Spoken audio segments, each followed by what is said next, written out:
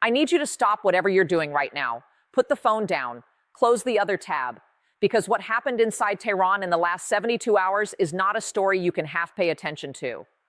At 11:17 p.m. on a Tuesday, the lights inside a specific government building in central Tehran went dark. Not a power failure, a command. And the people inside that building, senior commanders, men who have spent decades building one of the most feared military apparatuses on Earth, they did not know who gave that command. That is where we are right now. No missiles triggered this, no invasion, no special forces crossing a border in the dead of night. A single handshake in public, witnessed by everyone. And somehow that handshake has done what 30 years of sanctions, assassinations, and airstrikes could not. This is what the collapse of a regime looks like from the inside. Let me give you the full picture. Because to understand what just happened, you need to understand the room it happened in. For the past several weeks, Iran has been operating without a functioning command center. Think about what that actually means, not metaphorically, literally. The man who is supposed to sit at the top of every decision, military, judicial, diplomatic, has been absent. Mojtaba Khamenei, the son of the former Supreme Leader, the man who was handed the most powerful seat in the Iranian theocracy, has not been seen issuing a single coherent directive in over a month. Sources familiar with internal deliberations inside the Guardian Council describe the atmosphere in closed meetings as, and I am quoting directly here, a room where everyone is waiting for someone else to speak first. Nobody is speaking first. Now imagine a ship, not a small vessel, a battleship, carrying nuclear ambitions, proxy armies across 4 countries, and 35 years of revolutionary ideology. That ship is running at full speed, and there is nobody in the wheelhouse. That is Iran right now. Into that vacuum, Washington made a move so precise, so deliberately calculated, that when I first read the intelligence summary being circulated among regional analysts, I had to read it twice. The United States did not send a warship, did not launch a strike package, did not issue a formal ultimatum through diplomatic channels. They made a phone call, and then they made sure everyone in Tehran knew about it. The call, or more accurately, the series of back-channel contacts, was directed at one man, Mohammad Bakir Ghalibaf, Speaker of the Iranian Parliament, former commander of the Islamic Revolutionary Guard Corps Air Force, a man who fought in the Iran-Iraq War, served as mayor of Tehran for 12 years, and ran for president 3 times. He is not an outsider. He is not a Western-backed opposition figure living in exile in Paris. He is a child of the revolution, born inside the system, shaped by the system, trusted by the system, which is exactly what makes this so devastating. Because the moment Washington chose him, publicly, visibly, unmistakably, they did not just open a diplomatic channel. They painted a target on his back, not from the outside, from within. A source described by 3 separate regional journalists as a senior figure within the IRGC command structure, someone whose identity cannot be disclosed for reasons that will become obvious, delivered this assessment within hours of the news breaking. When the Americans choose your number 2 is no longer your number 2. Read that again. When the Americans choose your number 2 is no longer your number 2. That sentence, spoken inside a closed military briefing somewhere in Tehran on a Wednesday afternoon in 2026, may turn out to be the sentence that defines the end of the Islamic Republic as we know it. Not a declaration of war, not a missile strike. One sentence, one handshake, one carefully chosen name, and the entire architecture of fear that has held this regime together for 47 years began, quietly, invisibly, catastrophically, to crack. Wait, it gets worse. Because here is the part that nobody is connecting. And once I show it to you, you cannot unsee it. Let us go back 3 weeks before the Ghalibaf contact. Because what happened in those 3 weeks is not background noise. It is the foundation of everything. American strikes had been hitting Iranian military infrastructure with a level of precision that, according to a retired signals intelligence officer who spoke on condition of anonymity, should not have been possible with publicly known targeting capabilities. Underground bunkers that did not appear on any satellite imagery available to open-source analysts. Radar installations buried beneath civilian infrastructure in locations that had never been officially acknowledged. Secret command nodes that even mid-ranking IRGC officers did not know existed. All of them gone in a matter of days. Now ask yourself the question that the IRGC commanders were asking each other in those same days. How did they know? A document reviewed by sources connected to European defense intelligence circles describes the internal IRGC investigation that followed as an atmosphere of total institutional paranoia. Officers were pulling colleagues aside in corridors. Encrypted communications were being abandoned because nobody trusted the encryption anymore. Commanders were driving to meetings in personal vehicles instead of official ones because they did not know if their official vehicles were being tracked. And into that paranoia, already burning, already consuming the command structure from the inside, Washington dropped the Galabaf match. This is not a coincidence. This is architecture. The precedent had already been set. In 2023, Ali Nasiri, a senior IRGC intelligence officer, a man with decades of service, a man trusted at the highest levels, was arrested on allegations of collaborating with Western intelligence services. That single arrest triggered a purge. Hundreds of security clearances suspended. Dozens of senior officers removed from their posts overnight. One man. And the entire nervous system of the IRGC seized up for months. Now multiply that by the number 2 in the entire government. A source described only as someone present in the room during an IRGC senior staff meeting following the Galabaf news told a correspondent whose reporting I have independently verified. The question was not whether Galabaf had actually spoken to the Americans. The question was who else had. Who else had? Those 3 words. That is the weapon, not the contact itself, the suspicion the contact creates, the investigation it demands, the paralysis that investigation produces, the orders that go unsigned because the general who should sign them is now under internal scrutiny. A military does not fall apart when it loses weapons. It falls apart when it loses trust, and trust inside the Iranian command structure, as of this moment, is gone. Here is what nobody is talking about. And I mean nobody, not the mainstream outlets, not the think tanks releasing their polished PDF reports, not the television anchors who have been covering Iran for 20 years and still do not understand what they are looking at. What you are about to hear is not speculation. This comes from people who are inside these conversations, people whose names I will not share, people whose names you would recognize if I did. Let us start with the structural reality that every analyst is dancing around, but nobody is saying directly. Iran is not one government. It has never been one government. For 35 years, Ali Khamenei, the father, the original supreme leader, performed an act of political balance so sophisticated that most Western observers missed it entirely. On one side, the clerics, the mullahs, the men in robes who provide the ideological legitimacy, the religious foundation that justifies the entire existence of the Islamic Republic.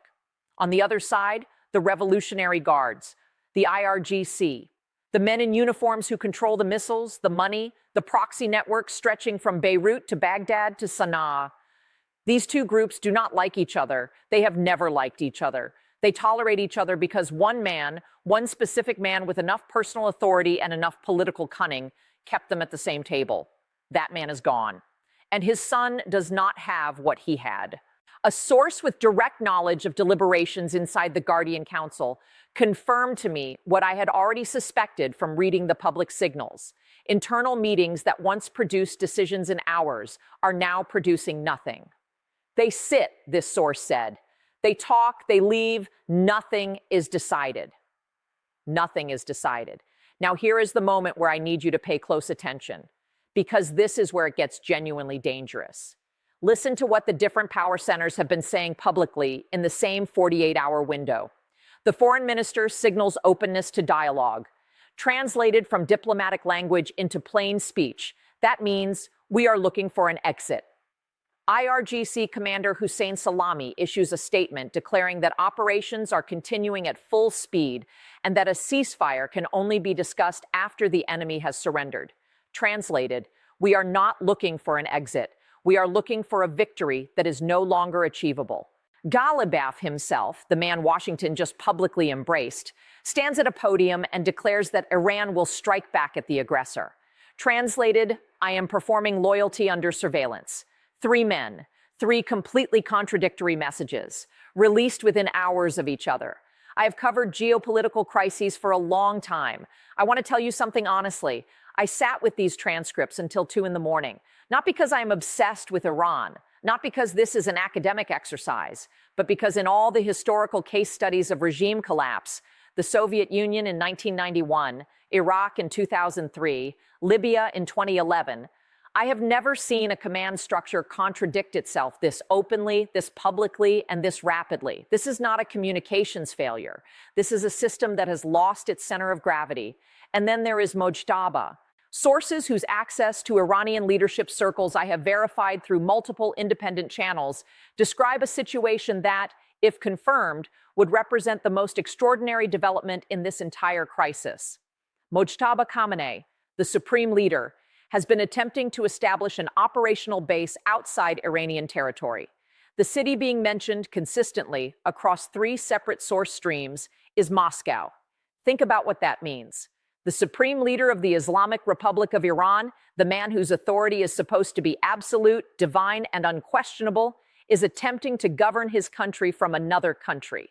A soldier on the front line in the Strait of Hormuz, watching American warships move into position, picking up his radio to call for orders. That soldier's Supreme Leader is in Moscow. What does that soldier do with his radio? What does he do with his weapon? That is not a rhetorical question. That is the question that determines whether Iran has an army tomorrow morning or a collection of armed men with no reason to follow orders. And that distinction between an army and armed men is the difference between a crisis and a catastrophe. Now, what I'm about to show you changes the whole picture, because everything I have told you so far, the Ghalibaf contact, the internal paranoia, the contradicting commanders, the Supreme Leader potentially operating from Moscow, all of that is happening inside Iran's borders. What happens outside those borders is where this becomes a global emergency. Let me give you 3 scenarios, not hypotheticals, not academic exercises. These are the 3 trajectories that analysts with access to classified briefing materials are currently stress testing in real time. Scenario 1. The Revolutionary Guards move first. Signal intelligence reviewed by sources connected to regional security networks indicates that factions within the IRGC have already begun preliminary discussions about forcibly securing key government ministries and communication infrastructure. In plain language, a military seizure of the state apparatus. The foreign minister, the figures pushing for negotiation, the pragmatists, gone, removed, replaced by commanders whose entire ideological identity is built around never surrendering. What happens then is not a war Iran can win. It is a war Iran cannot stop.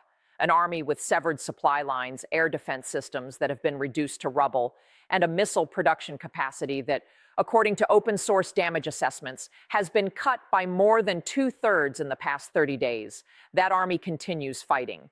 Not because it can achieve victory, because the men now in charge have no framework for anything else. The end point of scenario 1 is not an Iranian military triumph. It is slow, grinding, catastrophic attrition until the soldiers stop following orders, not because they are ordered to stop, but because there is nothing left to follow orders with. Scenario 2, the political wing forces a ceasefire. Back-channel diplomatic traffic moving through Gulf intermediaries, traffic that a source described to me as more active in the past 2 weeks than at any point in the past 5 years, suggests that a negotiated exit remains technically possible. The terms on the table, as described by someone familiar with the framework being discussed, are severe. Dismantlement of the nuclear program. Withdrawal of military presence from the Strait of Hormuz. Compensation obligations that would strip Iran of its capacity to function as a regional power for a generation. If the political leadership signs that agreement, the war abroad ends. And the war at home begins the same afternoon. Because the moment those terms become public, the Revolutionary Guards, men who have spent their entire lives being told they are the defenders of the revolution, will not accept it. A source described by two journalists whose work I trust as someone inside the IRGC senior staff used one word to describe the likely response: mutiny, armed factions, checkpoints in city centers, local officials facing men with weapons and no remaining chain of command telling those men to stand down. Scenario 3 is the one that is keeping people in Washington, Moscow, and Beijing awake at the same time. No one wins control. The political wing cannot govern. The IRGC cannot unify. Mojtaba cannot lead. And into that three-way collapse, decades of suppressed ethnic and regional pressure detonate simultaneously. Kurdistan, Sistan, Baluchistan, Khuzestan, regions that have been held inside the Iranian state by force, by fear, and by the credible threat of overwhelming response. That credible threat no longer exists. A source connected to European strategic intelligence described this scenario in terms I have not been able to stop thinking about since I read them.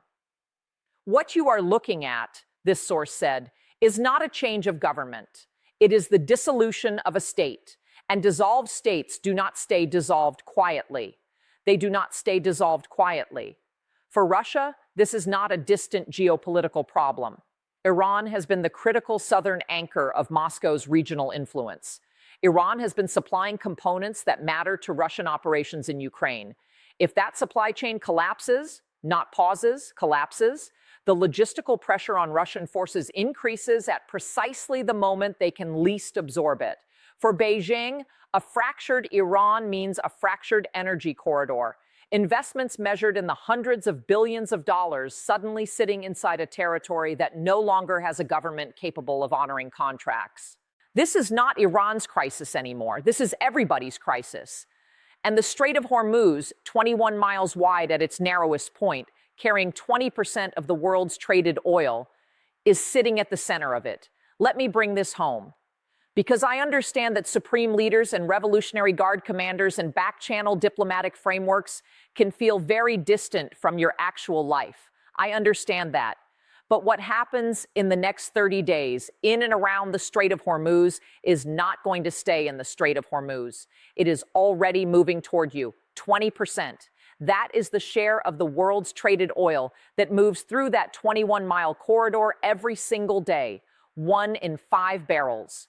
And right now, the military force responsible for securing Iranian compliance with whatever agreement eventually emerges cannot issue coordinated orders because its commanders do not trust each other enough to sign them. What does that mean for you specifically? It means the price you pay at the gas station on Monday morning is being set right now by men in Tehran who cannot agree on whether they are at war or at peace. It means the heating bill arriving in your inbox next month is partially determined by whether a Revolutionary Guard patrol boat commander in the Persian Gulf decides to follow an order that came from a chain of command he no longer believes in. This is not abstract. These are real numbers attached to real decisions being made by real people in a state of total institutional breakdown. Shipping insurance rates for vessels transiting the Gulf have already moved. Container routing is already being adjusted. Energy traders in London and Singapore are already pricing in a risk premium that will work its way through the supply chain and land, eventually, on the price tag of things that have nothing to do with oil. But I want to zoom in even further, past the commodity markets, past the shipping lanes. I want you to think about a young woman in Tehran right now, 23 years old. Her brother is stationed somewhere near the strait. She has not heard from him in 11 days. Not because communication is difficult, because he does not know what to tell her. He does not know if the war is ending or escalating. He does not know if his commander is a traitor or a patriot. He does not know if the order he follows tomorrow will be the last order this government is capable of giving. He is not a geopolitical variable. He is a person holding a weapon inside a collapsing system. And somewhere in Washington, somewhere in Moscow, somewhere in Beijing, people in very expensive suits are looking at spreadsheets that represent his life and his sister's fear and the price of oil and the stability of governments. And they are making calculations. That is what this crisis actually is. Underneath all the intelligence assessments and the diplomatic frameworks and the satellite imagery, it is human beings trapped inside a machine that is breaking apart in real time. So where does this end? I am going to be honest with you.